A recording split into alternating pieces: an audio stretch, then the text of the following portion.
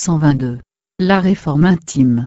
Voici un texte écrit pour une amie qui anime des réunions dans un centre dédié à la philosophie spirit. Il présente la réforme intime, un thème fondamental dans cette approche de l'existence, abordé sous l'angle de l'attention. Il constitue en outre un résumé des idées exposées dans un dialogue entre amis, et c'est à ce titre qu'il trouve sa place ici. Première partie, l'aborder naturellement. A. Introduction. Toutes les religions, les spiritualités et les philosophies qui proposent une explication de la destinée humaine au-delà de son existence terrestre, proposent des voies pour se réformer. Si des similitudes existent bien naturellement entre ces différentes voies, elles diffèrent selon la vision exprimée et les cultures concernées. Il est cependant possible de retenir l'essentiel en considérant que la réforme intime consiste à remplacer les défauts et les faiblesses du caractère par des vertus. Sur cette base, il est proposé un système qui s'appuie sur les principes suivants. Compréhension de la conscience. Méthode accessible reposant sur des fonctions naturelles de l'être humain. Permettre à toute personne de changer sa nature, quelles que soient ses convictions. B. Le cerveau et la conscience. 1. Généralité. Avant d'aborder la conscience, et indépendamment du fait qu'elle soit locale, elle apparaît et disparaît avec le cerveau, ou non locale, indépendante du cerveau, un constat s'impose, elle subit son influence. Il nous faut donc considérer le cerveau et son évolution, afin de mieux comprendre les différents états de conscience que nous pouvons éprouver. Le cerveau humain est l'aboutissement de 3 développements correspondant à des étapes essentielles de l'évolution du vivant. Le cerveau reptilien, système cérébral des poissons, amphibiens, reptiles et oiseaux, datant de 400 millions d'années, régulant les fonctions vitales de l'organisme, respiration, rythme cardiaque, tension artérielle, et assurant les besoins élémentaires, alimentation, sommeil, reproduction. Le cerveau mammalien, apparu avec les premiers mammifères, il y a 65 millions d'années, apporte 2 éléments fondamentaux dans l'évolution, les émotions et la capacité d'apprendre de ses erreurs. Le néocortex, dernier né de la trilogie, il y a environ 3,5 millions d'années, c'est le siège notamment du langage, de l'intelligence et de l'abstraction. On pourrait donc discerner plusieurs formes de conscience, assimilables aux fonctions du cerveau correspondantes. La conscience instinctive, reliée au cerveau reptilien. La conscience émotionnelle, dépendante du cerveau mammalien.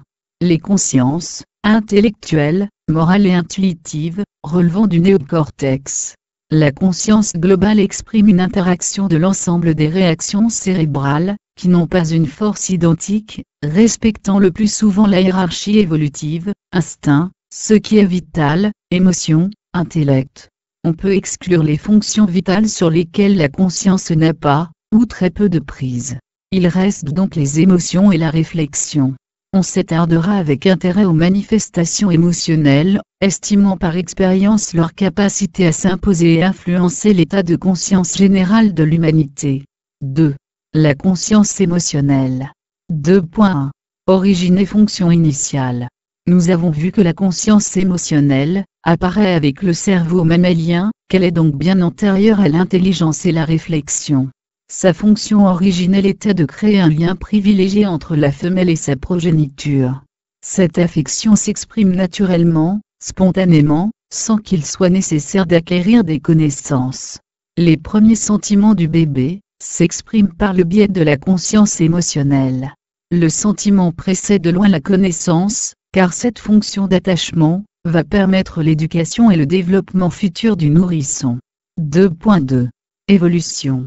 Si l'on considère que la conscience émotionnelle s'est construite sur la base de 2 émotions essentielles, la joie et la tristesse, les racines de l'arbre émotion en quelque sorte, celui-ci s'est bien développé depuis, multipliant les branches et les feuilles au gré de l'enrichissement des expériences, et surtout des choix de société.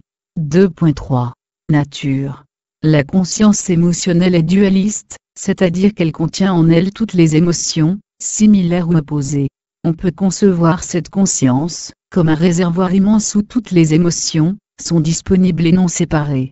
Aussi, en stimulant régulièrement une émotion quelconque, même positive, on entretient cette conscience, lui donnant suffisamment d'énergie pour intervenir avec vigueur, lorsqu'il s'agira d'émotions négatives. 2.4. Pour résumer, le cerveau a permis la manifestation d'une conscience particulière, qui est le réservoir de toutes les émotions. Il n'y a pas de cloison, pas de séparation entre les émotions positives et négatives. Rechercher une émotion particulière revient à stimuler l'ensemble du processus émotionnel.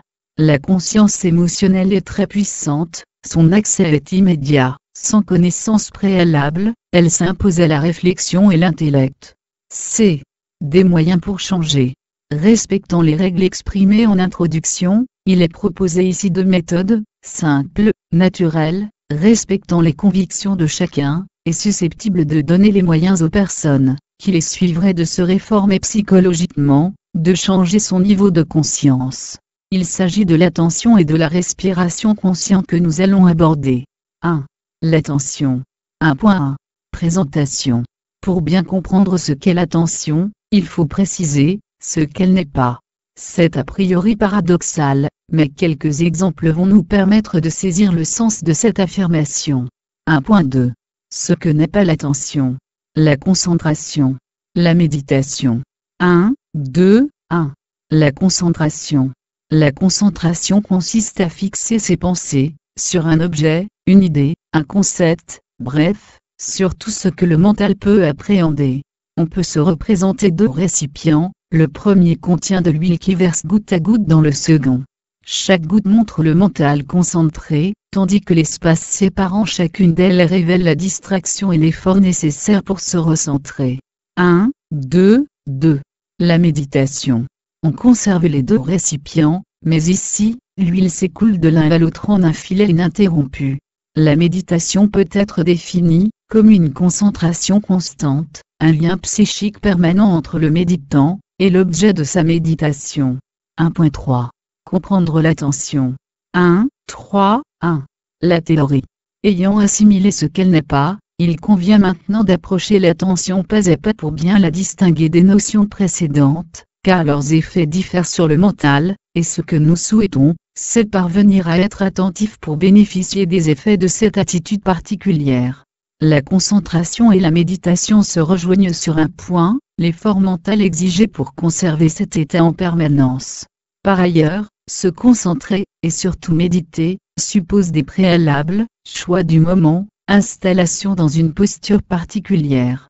Ces contraintes que l'on s'impose, accentuent la perception de l'échec que l'on ressent, lorsque l'on ne parvient pas à maintenir ses états mentaux souhaités.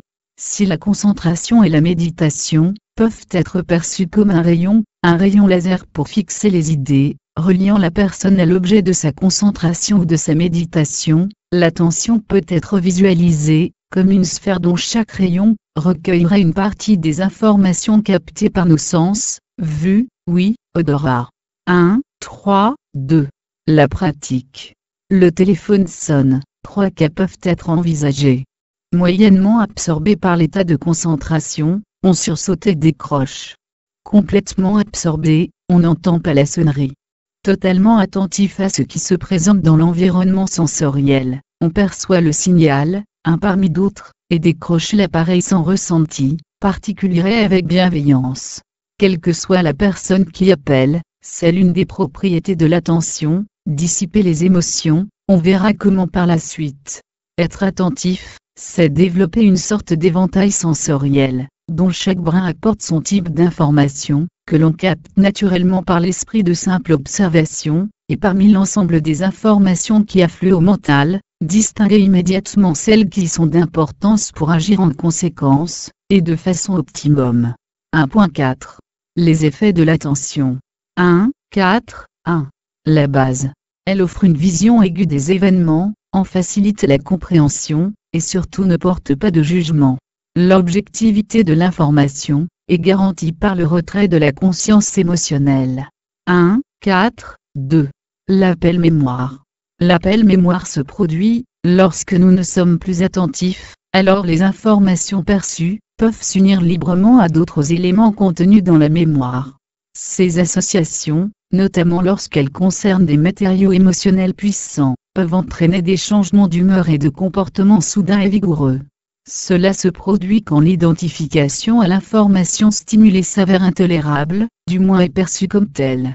Prenons les insultes comme exemple, et suivons le processus mental impliqué. La pensée insulte fait intrusion dans la mémoire, une autre crée l'état d'identification, et la dernière enclenche la réaction émotionnelle appropriée.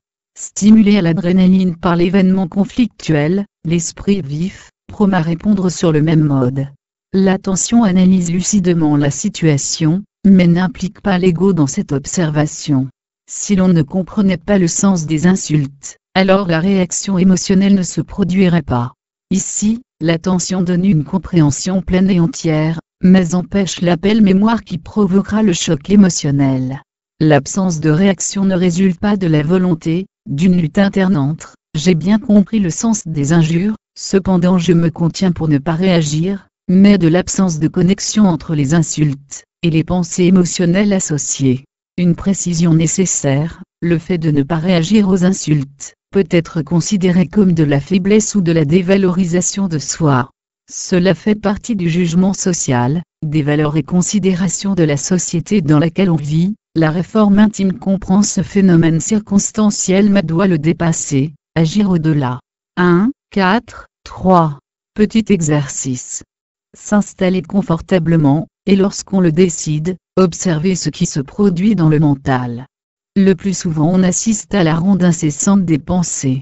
Maintenant, laissez venir à soi les informations que perçoivent les sens, vue, oui, en prendre simplement conscience, sans tension, mais sans relâchement non plus, bref, en étant attentif. Analysez ensuite, cette expérience montre que l'attention chasse les pensées parasites. 1, 4, 4. Conséquence. L'attention crée un espace entre deux pensées. Le flux de pensée n'est pas continu, simplement, une production abondante peut le laisser croire, comme l'on est persuadé que l'eau qui coule du robinet est un flot incessant. Mais si notre vision avait la capacité d'un microscope électronique, nous verrions que les molécules d'eau, la plus petite partie de ce liquide qui en conserve les propriétés, qui se succèdent sont séparées. Quelle est la nature de cet espace ? Celui où s'exprime notre être véritable, qui ne s'identifie plus aux limites et aux restrictions du mental ordinaire. Et pour les vieilles pensées importunes, souvent liées à un événement douloureux du passé dont elles emplissent la conscience, que faire ? Que les pensées parasites soient récentes ou anciennes, le principe reste identique, revenir à l'attention chaque fois qu'elle se manifeste. Avec le temps et la pratique, il devient plus facile d'acquérir cet état d'attention, et les effets sont plus rapides. Il n'y a pas de miracle, chaque fois que les tourments affluent à la conscience, il faut donner l'impulsion, le coup de pied au fond de l'eau qui nous fait remonter à la surface. On peut considérer que la personne attentive se maintient en équilibre, évitant de verser d'un côté, ou de l'autre dans des abîmes émotionnels, comme un funambule qui doit constamment veiller à se maintenir sur son fil. Avec le temps, la vigilance transforme le fil en voie élargie, et la progression s'en trouve de plus en plus assurée. Si les perturbations ne disparaissent jamais complètement, leurs effets s'estompent rapidement, et l'on y échappe plus facilement.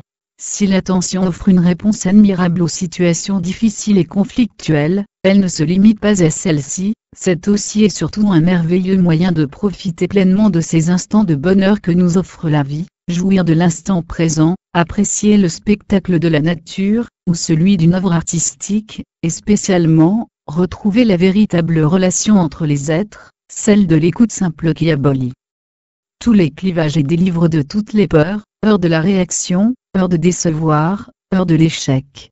2. La respiration consciente. 2.1. Pourquoi la respiration consciente ?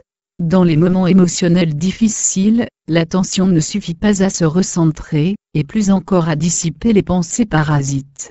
Que faire ? Abandonner ? Non, mais trouver un support simple et naturel à l'attention, et quoi de plus approprié que la respiration consciente. En effet, la respiration est une fonction inconsciente et spontanée du corps. Respirer consciemment, c'est simplement effectuer de manière consciente les mouvements respiratoires, inspiration, expiration. Si l'on cesse cela, on se trouve dans une phase de rétention de la respiration. 2.2. La pratique. 2, 2, 1. Prise de conscience. 2, 2, 1, 1. Inspiration. Phase 1. Inspirer consciemment par le nez, de façon fluide et constante, jusqu'à cessation naturelle du mouvement par insuffisance de la force d'inspiration. Phase 2, continuer, en forçant l'inspiration, toujours par le nez, jusqu'à impossibilité d'aller au-delà. Phase 3, poursuivre le mouvement, cette fois par la bouche, toujours jusqu'à impossibilité d'aller plus loin. 2, 2, 1, 2. Expiration. Phase 1, expirer consciemment par le nez, de façon fluide et constante, jusqu'à cessation naturelle du mouvement par insuffisance de la force d'expiration. Phase 2, continuer, en forçant l'expiration, toujours par le nez, jusqu'à impossibilité d'aller au-delà. Phase 3, poursuivre le mouvement, cette fois par la bouche, toujours jusqu'à impossibilité d'aller plus loin. Il s'agissait d'une respiration consciente et complète, menée jusqu'aux limites permises par l'appareil respiratoire. On retiendra ici, à l'inspiration comme à l'expiration, la phase 1. 2, 2, 2. Aborder la respiration consciente. Voici donc le détail de la respiration consciente. Effectuer chaque mouvement, inspiration, expiration, selon la phase 1. Veiller à la constance du mouvement, fluidité et force. 3 éléments nous renseignent sur l'efficacité de cet exercice. La respiration est silencieuse. Le passage d'un mouvement à l'autre, inspiration, expiration, se fait naturellement, et non provoqué par un besoin physiologique. Le plus important, on peut maintenir cette respiration consciente aussi longtemps qu'on le souhaite, et sans fatigue. 2.3. Laissez-faire. Relaxation physique. Les mouvements doux et harmonieusement rythmés du diaphragme, l'un des muscles les plus puissants du corps, imprimeront un massage bienfaisant et salutaire aux organes internes de l'abdomen et de la cage thoracique. Optimisation du rythme respiratoire, il s'installera naturellement, si l'on respecte la fluidité et la constance des mouvements. Rythme cardiaque, synchronisé d'une certaine façon à la respiration, il en retirera tous les bienfaits. Cerveau, relié au battement du cœur, il produira des ondes cérébrales de fréquence plus lente, réparatrices. Si l'exercice est répété de manière régulière et prolongée, cela pourra générer un équilibre des 2 hémisphères cérébraux. Ceci est dû au fait que la respiration consciente induit les mêmes effets que la méditation, notamment la stimulation du cerveau droit, bien souvent délaissé dans nos activités quotidiennes. Mentale, raréfaction, voire disparition du mouvement incessant des pensées, surtout celles que l'on peut qualifier de parasites. Attention, c'est une voie royale pour se préparer à l'attention, lorsque celle-ci ne s'installe pas spontanément, uniquement par l'observation naturelle de ce qui se présente à la conscience. On peut donc commencer, et on le fera avec profit, par être simplement attentif à sa respiration, que l'on souhaite consciente. Puis, progressivement, lorsque cette pratique régulière aura eu raison de l'agitation mentale, il conviendra d'étendre son attention aux autres perceptions sensorielles. 2.4. Conclusion étonnante sur la respiration consciente. Dans les cas difficiles, pas nécessairement pathologiques, mais difficiles, lorsque la respiration consciente est impuissante à remettre les choses, c'est-à-dire les états de conscience, dans l'ordre. Que faire ? Si l'on ne parvient pas à rester suffisamment attentif pour se livrer à l'exercice de la respiration consciente, car trop sous l'emprise des émotions, on se passera avec profit de l'eau fraîche sur le visage, voire prendre une douche à température confortable, jusqu'à élimination des tensions émotionnelles, du moins, jusqu'à ce qu'elles soient suffisamment dissipées pour être enclin à pratiquer la respiration consciente.